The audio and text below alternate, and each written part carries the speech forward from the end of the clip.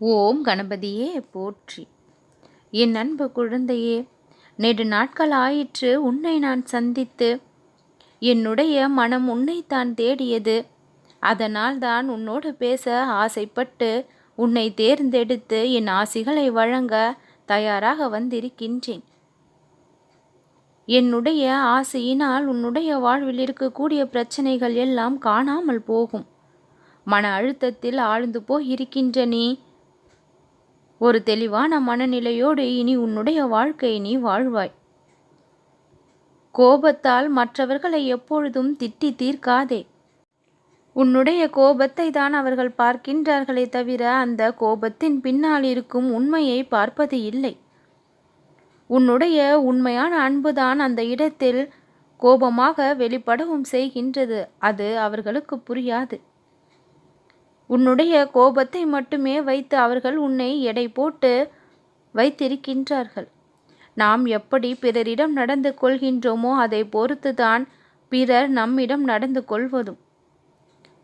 மதிப்பை கொடுத்து மதிப்பை பெறுவதுதான் ஒரே வழியாக உள்ளது. பிறருடைய தவறை சுட்டி காண்பிக்கும் பொழுது அந்த இடத்தில் நமக்கு மதிப்பு குறைவுதான் ஏற்படுகின்றதே தவிர அவர்கள் திருந்திய பாடு இல்லை.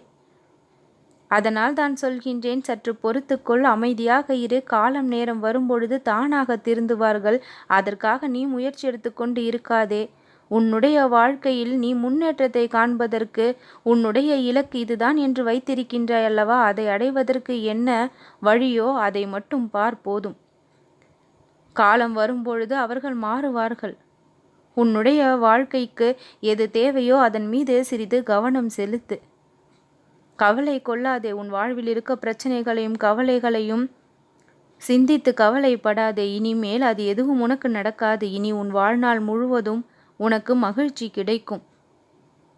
துன்பத்தை அதிகம் சந்தித்த நீ இன்பத்தையும் அதிக அளவில் சந்தித்தே தீருவாய். அன்பாகவும் பண்பாகவும் பேசு.